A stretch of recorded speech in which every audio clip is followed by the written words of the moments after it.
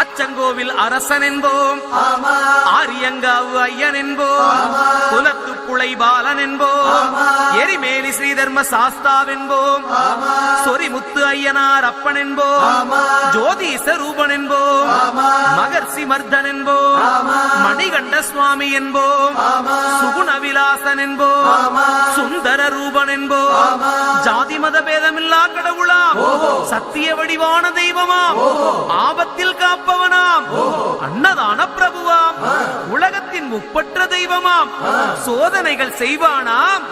ஆனா கைவிட மாட்டானாம். அப்படிப்பட்ட சாமி ரொம்ப சிறுசையா, ஆனா சக்தி